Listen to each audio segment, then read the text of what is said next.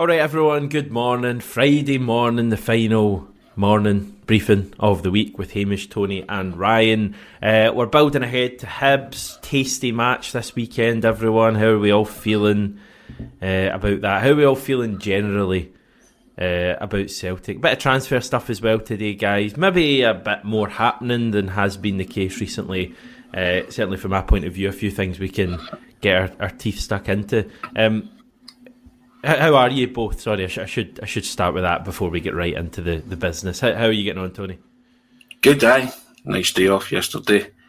Was monitoring the old Adam Eder chat, so that's put a big cheesy grin on my face. You know what I mean? So I'm happy with that. So even on your days off, you're not really off? Yeah, Ryan will tell you, you have a day off, but you still monitor what's going on, don't you? You still want to be clued in, and you can't really escape it unless you put it on silent and turn notifications off and all that kind of stuff. But, you know, you still want to be plugged into the matrix, don't you? You know, so it was, I was delighted with that chat yesterday, and I think it's moving in the right direction. You know what I mean? So I'm happy about that. Are you okay with that, Ryan? I'm more than okay with that. I'm relieved more than anything that this seems to be getting towards a resolution one way or another. It's been a long transfer saga, over 2 months since he scored that goal at Hampden, and it looks as if we're finally going to get an answer on whether he'll come to the club or not. My hunch would say that he is going to rejoin the club that he really revitalised his career at. There doesn't seem to be any other targets. There are other maybe a slight target. Miovski's going to Girona, which, by the way, is a really good move for him. Although I saw someone saying that's off. I'm going to look into that while you're talking. Genoa. The move to Genoa was off. I think it's Girona that's advancing in talks. Genoa unless something's completely... Yeah. Two very similar sounding names. So I guess you can get mixed up. But it's a good move for him. But at the same time, I think there's only really been one target for Celtic. It's been pretty clear that Adam Eder has been target number one and the one and only target. So getting towards the end of that, whether it happens or not is a different story, but my hunch tells me that this will get sorted. I think Celtic are now firmly at the negotiation table. They've got a place at the table, which is what the sources have been saying over the past day or so. So they're taking it seriously, and hopefully they can get Adam Eder through the door quickly, because at the moment Celtic only have one striker, so time is of the essence. I said before, the optics on it were important. Rodgers wanted this guy. He wanted him from the end of the Scottish Cup final, and he needed to get him. So I think it was important for the manager, and he will improve the team. And also, it's ironic that Celtic are going to Easter Road just as this kicks off, because that's where Adam Eder burst onto the scene with those two penalties in his first appearance for Celtic. Hamish, first start, first one in 10 minutes, the second one in the last minute. And it was a huge win that night. Celtic went 3 points clear, and it was a kind of lead at the top of the table that they never relinquished. You know, so he's got a big part to play when he comes back. But the great thing about him, for me, and I think you've been saying it as well, is he's tried and he's tested. He knows how to score goals domestically in Scotland. Knows how to score goals against your rivals. The next big thing for Adam Eder is to take that into Europe, isn't it? For Celtic in the Champions League, can he do that? But I think there's a wee bit more positivity, as you say, and I would expect Adam Eder to be announced at some point in the next 72 hours. I was kind of hoping that he might. I was hoping that he might make a second debut at Easter Road on Sunday, but we spoke off earlier, and Ryan seems to think that he'll probably make his second debut for Celtic in the Hibs League Cup game at Celtic Park next weekend. I think that's either of those are an ideal scenario for the Celtic supporters, aren't they? Waking up today, they just want this deal done, but it's certainly moving in the right direction, and I think it's going to come to a conclusion soon. Good. Thank God for that. The report last night was that we've launched a fresh bid for Eder, where talks are ongoing. Norwich said to want a package worth from £6 to £8 million. I think that would include, when they say package, they mean including add-ons and performance-based bonuses and that kind of stuff. 4.5 million plus add-ons, offer rejected last month from Celtic. So we're not a million miles away from that kind of £6 to £8 million fee. You have been finding out a bit more about this, Tony, haven't you? And you seem quite positive that Celtic will get to where Norwich are looking. Yeah, I think it's a matter of time. As we say, spoke to sources down in Norwich as well, and they were saying that their agreement's not reached yet, but they're certainly closer in terms of where the figures will be. So I've always said I thought it would be around about the 7 million mark. 7-8 million mark. I did say that. I wrote it very early as well. And I said I wrote the piece about the high stakes poker game, and I said Celtic would win it because the manager wanted them, and Norwich, would do all they could to keep him, as you would expect that. So I think it might end up being an undisclosed fee, but I reckon it'll be somewhere in the region of £7 million. And that's and I think that's fair. I always thought that was a fair price. I know he was a £3 million player before he came to Celtic, but anyway, he was hugely successful for Celtic. So I don't blame Norwich for trying to get as much as they can for their players, because we've got a player that we want as much as we can for them. So you can't have double standards when it comes to that kind of thing. So, but I always said the financial wherewithal with Celtic is there. It wasn't a problem. It should never have been a problem. It should never have dragged on this long or gone this far. But thankfully, it's coming to a successful conclusion, and one that will put a lot of smile on Celtic supporters' faces, and biggest smile probably on the manager and the player himself. Rodgers will be buzzing. If and when we get Ida in, and 7 million, even 8 million, if that's what we end up paying. For me, it's a no-brainer given the impact he had in the 5 months he had at the club. Imagine he hits that level again for a year. What will Adam Ida be worth in a year's time? It'll be a good bit more than 7 or 8 million. Substantial. So, he's young. He's got so much growth in him, and I just want it done at this stage. I want him, in that squad. I want him vying with Kyogo for that place, because I think that's going to be fascinating this season. With all the games we play, having two options like that is going to be magic, and two options that the manager loves. So that's positive. Frank was wondering, Rodgers needs to be asked about signings and why is he the only striker we've been linked with. He's the only striker Brendan Rodgers wants at this stage. We'll wait and see about a third striker, but one thing that Rodgers has made clear, Ryan, is that the third striker won't be of a similar standing to Ida or Majovski. We'll get Ida and we'll either promote a youth or maybe look at Daisen Maeda as being our third choice striker, or if we do sign someone, it will be a younger player. That's what the manager said. I'd quite like it to be the latter option, to be honest. Somebody that can just develop nicely in the background, not a lot of pressure on the one player.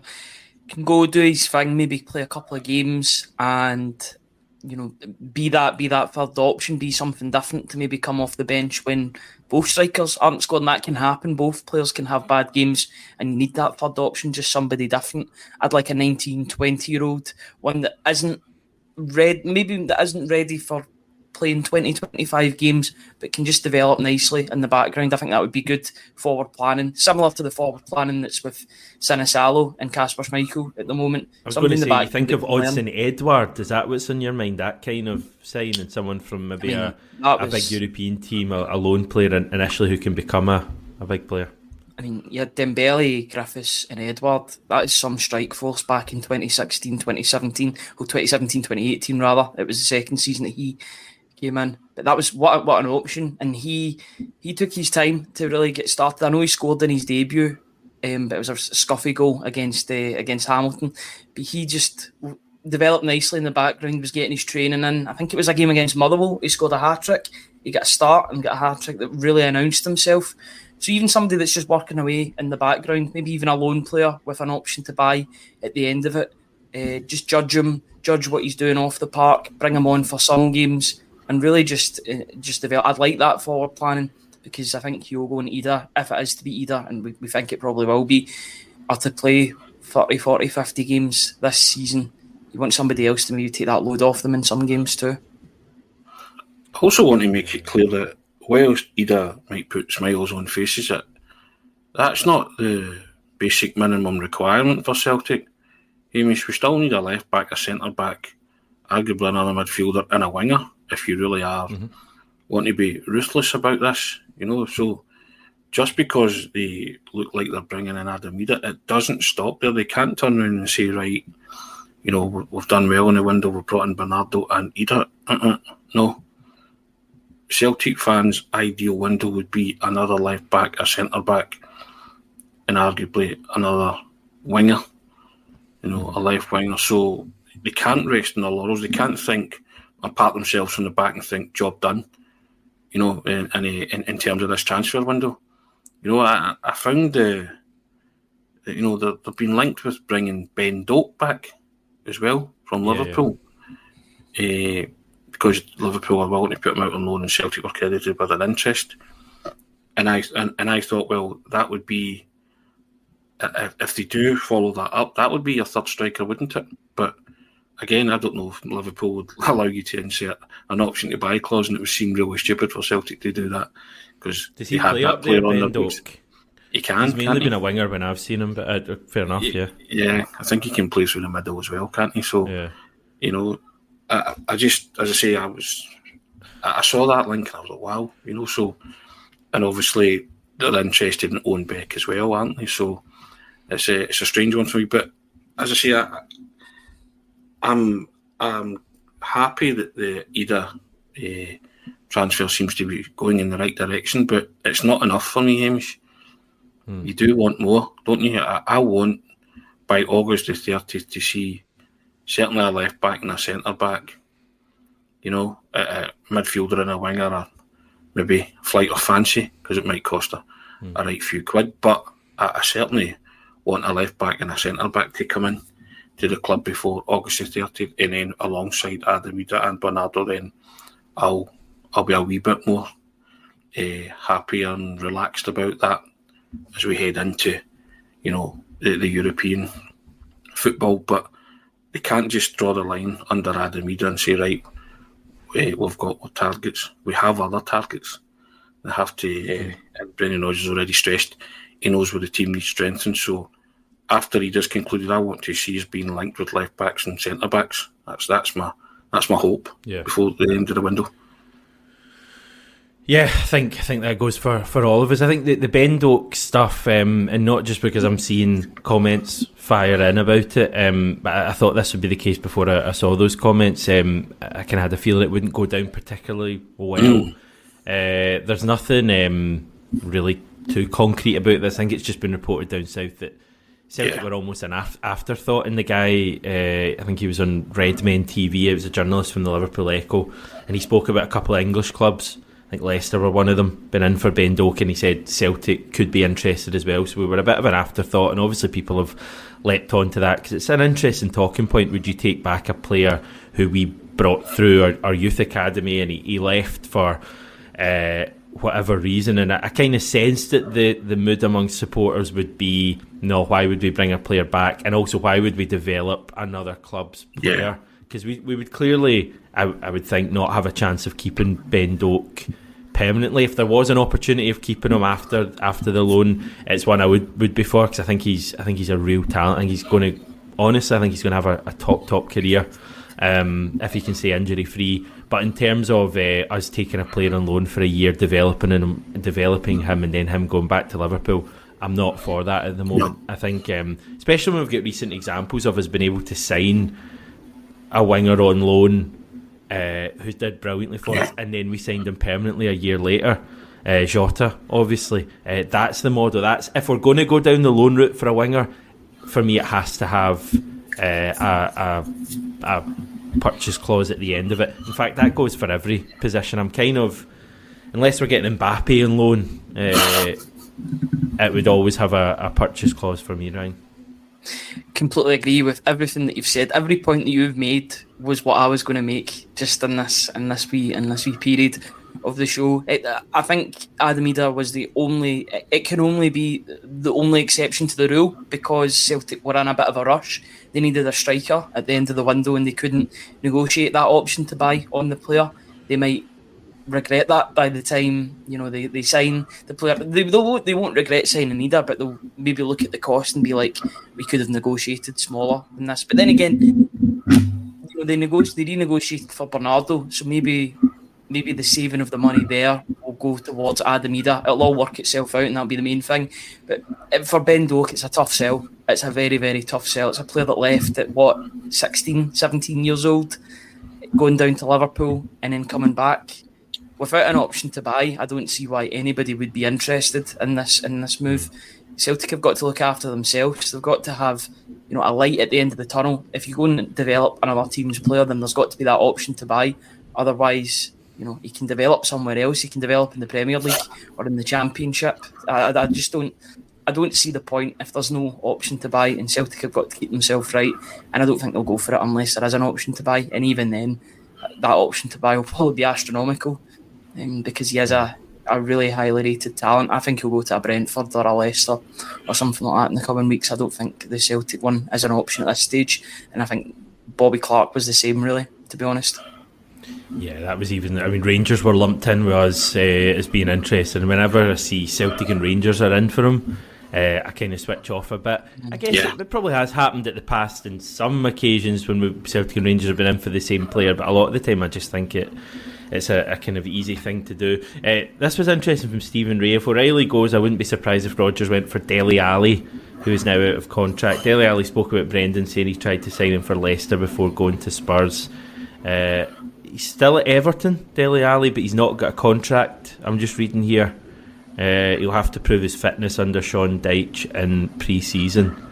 So I'm not totally sure what his situation is, but for me that would be as much as he's fallen off, and we know he's had certain difficulties in his life that no one should have to go through. But his career's fallen off in recent years. He's still a hell of a talent, and would you take the chance knowing that you could possibly unlock a player like that, Tony? I think guys like that would come and give their all when they see the setup. I think you could have kind of an Aaron Moy type Indian summer with Dele Alli. He's that far off the radar, isn't he, that nobody wants to take a chance on him. And the same with Joe Hart, wasn't it? Nobody was willing to really take a chance on him. And I think Dele Alli is somebody who, if Rodgers admires, I always go on the manager with these things. And I think Dele Alli's putting the feelers out there to Rodgers to say, don't forget about me. I quite fancy this. And I think if you could get him for nothing, which you clearly could, then I wouldn't be averse to it, Hamish, because I think there's a talented player there. I think it would take Rodgers to unlock that again, and I think Dele Alli could come in and make a difference. You're trying to put, connect dots and stuff, and he's the kind of player that could function the way Matt O'Reilly did if Celtic were, and to part with Matt O'Reilly before the window ends. He's a kind of, because he can excite. He's got an eye for goal and he can play, but don't know, as you say, what his fitness is like. But you don't lose it as a footballer. He's just lost his way a wee bit, and he's admitted that he's had various issues, hasn't he, off the field, which I don't. You don't wish these things on any footballer. It's a shame to see what's happened to Dele Alli, actually, because he is a very highly talented footballer. An unbelievable footballer at times. So, if it was a goer and it was something that both parties were happy with, I wouldn't be averse to taking a chance on it, Hamish, because I think under Brendan Rodgers, I think he would certainly want to repay him if Brendan Rodgers gave him that chance, and I think Brendan Rodgers could improve him, and I think he could do very, very well. The general sense again from you lot seems to be no to Dele Alli. The new James McCarthy AR is saying, I was just bringing that up. I think it'd be an interesting one. Mm-hmm. Yeah, I'm in two minds about that one, to be honest. There is no doubt that Dele Alli, and I've watched them week in, week out when Spurs were playing. That was a really enjoyable Spurs team to watch under Maurizio Pochettino, and he was the diamond in it all for so many years. He was playing for England. He was a first pick for England too. Yeah. I don't think people realise just how influential he was for Spurs in that Champions League final run that they went on. He was key to everything in that. He's lost his way. He had a loan spell out in Turkey, I believe, which did not go well. He's been at Everton, and he's failed to set the header alight at all there as well. So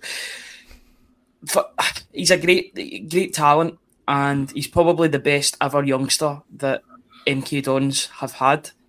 Matt O'Reilly's probably second on that list. Nope, other way around. When I can't agree. Dele Alli's there's levels, unfortunately, and Dele Alli was incredible at MK Dons. Like that, Tony. No, I'm just waiting in the comments coming in now. Yeah, but I just doubt. I don't think Glasgow's the place for Dele Alli, to be honest with you. I think he would struggle with the expectancy up here, especially if he was the replacement for Matt O'Reilly. Matt O'Reilly was to go, and we still assume that will happen before the end of the window, unless something changes in that development. If he was to be the replacement, yes, in names, Matt O'Reilly's gone, Dele Alli's in. Would he be able to live up to that expectation? And there is a lot of pressure in playing in Glasgow too.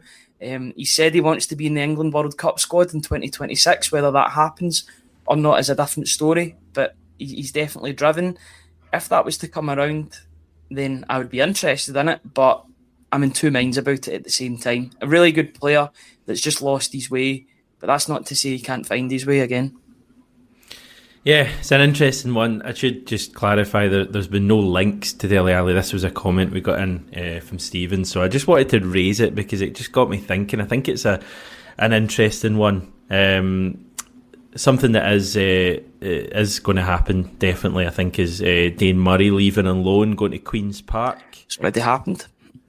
Has it? It's been announced since we were on. Yeah, he's went to Queen's Park for the season. Yeah, he's had another one who's had a challenging few years with injuries. I think it's 3 years now, over 3 years since he came on as a sub, didn't he, in that Michelin tie.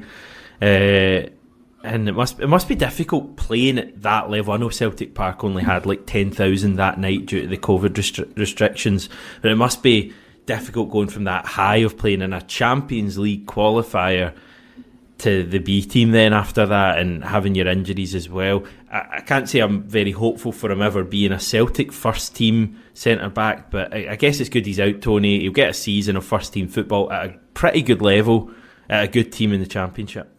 Yeah, that's what you want for these guys.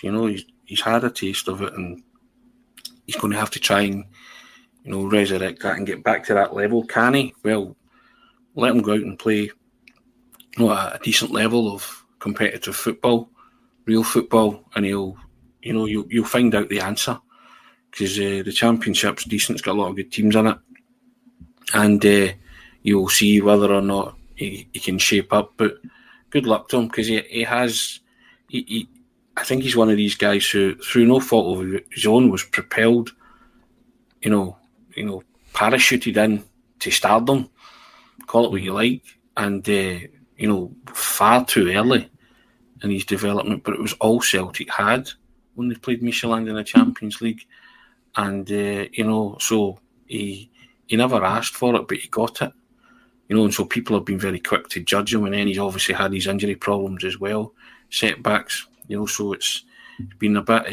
It's not really started. It's been more stop than start for Dane Murray. So I just hope he can go and play a season of good football and enjoy himself, and then come back and say, right, maybe ready to, to see if I can force my way into the side. But you don't want him to be out of sight, out of mind. You want people to be keeping regular tabs on him and tell you how he's doing. I think Celtic supporters are usually quite good at that. They like to go and keep their eyes on the talent that's coming through or has come through, and guys like Dane who'll go on loan. So I think he's one to watch, isn't he, as well? Just to see how he is being nurtured and see how he's progressing and developing. And as I say, you wish him well. He was in the States, wasn't he? So Brendan Rodgers obviously thinks quite highly of him if he made the cut for that. Paulo Bernardo was unveiled yesterday, guys. There wasn't a great deal I took away from what he said, other than his English being excellent, very similar to Jota. Was there anything you guys read into anything he came away with yesterday?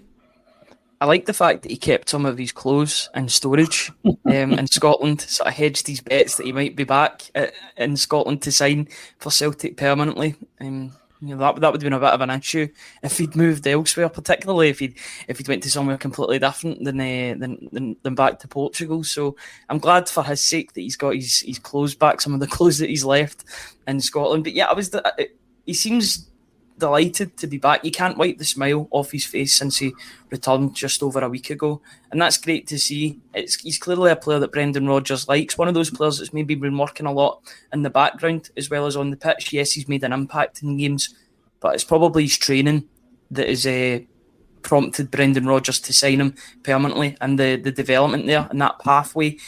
He can get better. I think he will get better. I think there's maybe even depending on the Matt O'Reilly situation, that he could start on Sunday against Hibs and make his second debut for the club at Hibs. No, behave. Why would he start? But Matt O'Reilly's a consummate professional. The manager said he trusts him and none of this transfer speculation will get to him. You do not change a winning team. Matt O'Reilly will play till Celtic say you're not playing anymore because you're sold. I was under the assumption that into your head and all that. No, I was under the assumption that was far down the line, and the 25 million. You see, when you seen that 25 million coming through, you're like, right, these teams might be getting near Matt O'Reilly's valuation. Yeah. So, if that is down the line for that, yeah, if Matt O'Reilly plays on Sunday, I'll be absolutely delighted. I'd be delighted if Matt O'Reilly plays for the rest of the season, because he's one of the best players. Even if nobody matches what Celtic want for Matt O'Reilly and all the transfer speculation rumbles on over the weekend and all that into Sunday, you do not drop Matt O'Reilly from that team under the premise of speculations getting to him. That's just nonsense, in my opinion. No. Play Matt O'Reilly for as long as you can play him, for as long as he's a Celtic player. Yeah? No, I'm not saying dropping him because of speculation. I'm saying if the deal was far down the line, then you wouldn't play him because of that. If he won't, because he might get injured. Yeah, that's precisely the reason why I'm saying that. He doesn't get affected by speculation. I know that there's been speculation. Well, he did in January, but he says he can deal with it better now because that was the first time he's ever had that in his career. But if he's fine to play, then absolutely, by all means, he's one of the first names on the team sheet. But it would be a different scenario if the valuation's met and there's talks between the two clubs and medicals are booked, etc. That's the only reason. But if nothing's happened, then I expect him to play. That's what I'm trying to say. I'd still play him, regardless of how far down the line any deal is. I'd be saying to the buying club, he's playing on Sunday. You still want to go ahead with this and take it to the nth degree. We'll sort it out later. But he's playing for me. There is no reason why Matt O'Reilly's not playing on Sunday, regardless if they're booked medicals or whatever. I'm not having it. I'd need to properly look into this O'Reilly stuff. As far as I'm concerned, I've not seen anything to suggest that O'Reilly is like about to leave Celtic. No, I'm still. I know there was a report about Brighton potentially reaching that money. I've not seen anything from what I would call a trusted source. O'Reilly's still a Celtic player. A club might come in with the money we want, but I don't think it's a certainty, to be honest. Far from it. I don't think it's it's an impossible scenario that Matt O'Reilly's a Celtic player for the next 6 months at the very least. I could still conceivably see that happening. It's not what I think will happen. If you pushed me, I would say I think a club will probably come in and sign him probably near the end of the window. Horror thought, I know. But it's not like 95% of that. It's probably like kind of 60-40, something like that. I could still see a world where Matt O'Reilly stays for another 6 months. I guess you'll find out more today on the actual what's happening when Brendan speaks, because he's going to be asked a myriad of questions, isn't he? Hot topics are going to be Matt O'Reilly, Adam Ida, so you will find out all that you need to know today. And as I say, I would still play Matt O'Reilly, and whilst he's a Celtic player, I would still play him. That's just the way. And I don't. I'm reluctant to part with him. I genuinely want him to stay. I hope that these clubs balk at the fact that Celtic want between 30 and 35 million and don't think he's worth it. he's worth every penny of that. But I want to see Matt O'Reilly in the Champions League with Celtic. I just think that he's vital to what we're trying to achieve. And until you say, Hamish, until somebody, I think maybe Brighton's initial offer was maybe like Adam Mead and Celtic. Celtic could be at a table discussing stuff. But for me, I wouldn't dream of not playing him until somebody hits the magical number. I'm playing him. He's vital for this club and the results that we're trying to achieve at this minute in time. So, and if they don't stump up the door, then I'm happy. I'm delighted that he's staying.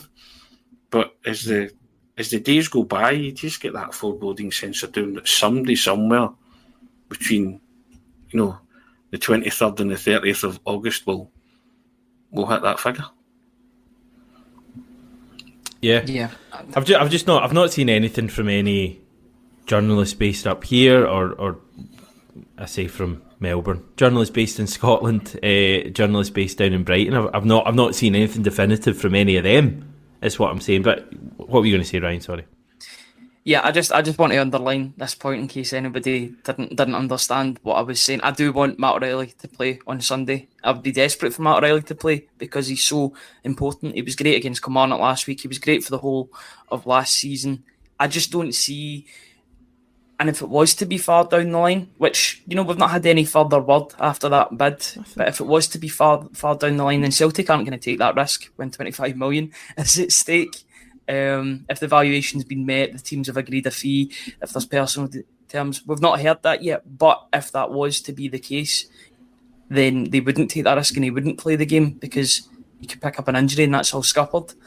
Maybe people would want that because he would stay at the club a bit longer, but yeah, in an ideal world, I want Matt O'Reilly to stay for the rest of the season, but I just think that the transfer vultures are swirling around him at the moment, and I just feel as if he won't be at the club by the end of the window. Hoping I'm wrong, hoping I get to see more of Matt O'Reilly in the flesh, but yeah, at this point, I'm just kind of waiting to see what happens with it all. But if his mindset's right and it's not far down the line or nothing's down the line, then I would be expecting him to start because he's one of the first names on the team sheet for Celtic and he's an important player until he leaves the club.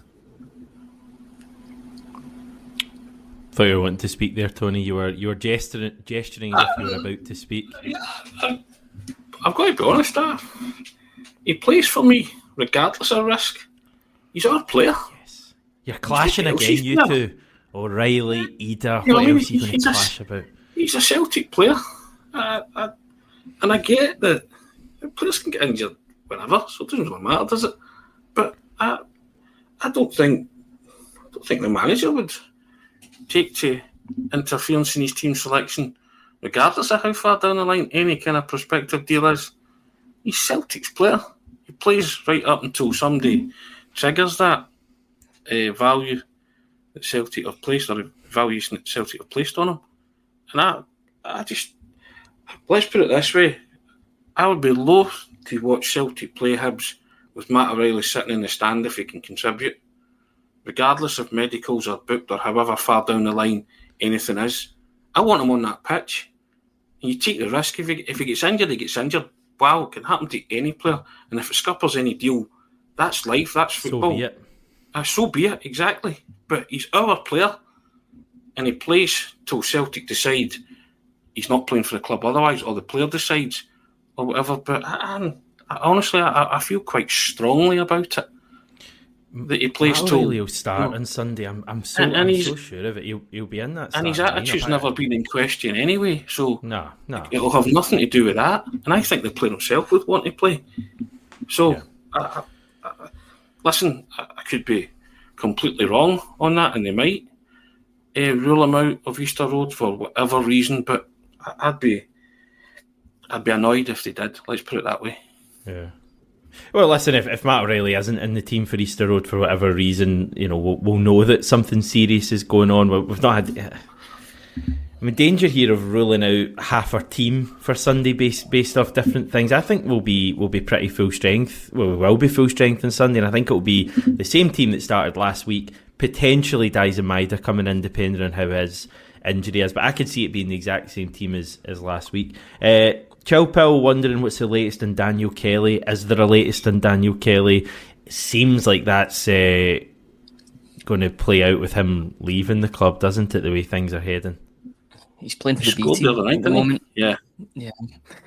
But I don't think he's a B team player anymore. The fact he made that impact for the first team, I think he's there because he definitely is there because of the contractual situation. If it wasn't for the contractual situation, would have got game time in the US. I think he would have played in all 3 games, whether that was as a starter or coming off the bench. Unfortunately, these things happen.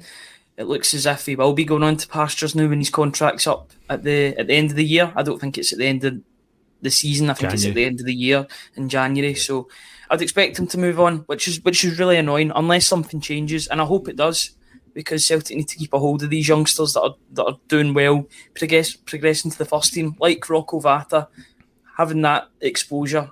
And then Ben Doak as well, although Ben Doak's a wee bit different. He went to Liverpool. Completely understand why he did that. These players get the first team, they get that experience, they play for Celtic, and then they move on. You know, they're not making 50, 100 appearances for Celtic, or 500, 600, the likes of McGregor and Forrest have done respectively. That it needs to go back to the way that was. I know it's a different time, it's a different era, but Celtic have got to start making talents for the first team. I think Daniel Kelly is one of those talents, but unfortunately, contractual situations get in the way of it, and he'll probably move on.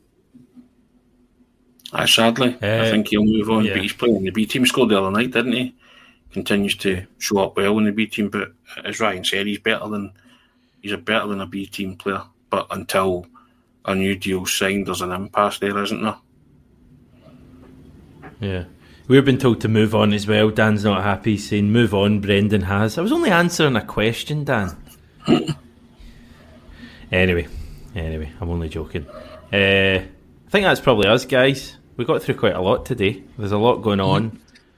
And we barely even spoke about the actual game on Sunday. But you guys are going to probably have about 18 videos to do that between now and kick-off, because that's the way you're We'll be on later after the press conference, so we'll be able to talk about that in a bit more detail. We'll also have the predicted lineups going out on Saturday afternoon, Saturday lunchtime. We usually do them 24 hours before the game kicks off, just so that as many people can look at them as possible. So I'll give you a spoiler. I'll give you a spoiler. Matt O'Reilly's in my team.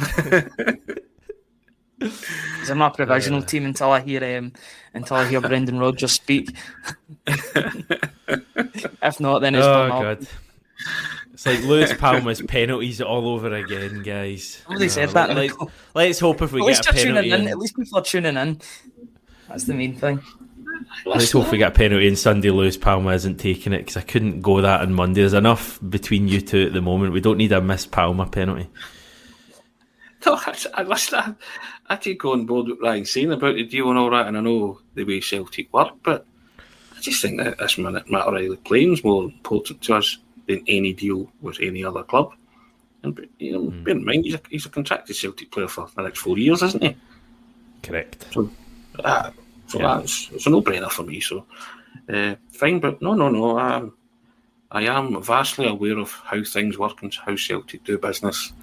People saying I'm being naive and I've been in the business for a long time and that's why I'm not a Celtic employee or official. I'm very aware. That's just how I personally feel about this situation. I do know a thing or six. I've got to 52 and accumulated some knowledge. My brain's still evolving, clearly, but that's neither here nor there.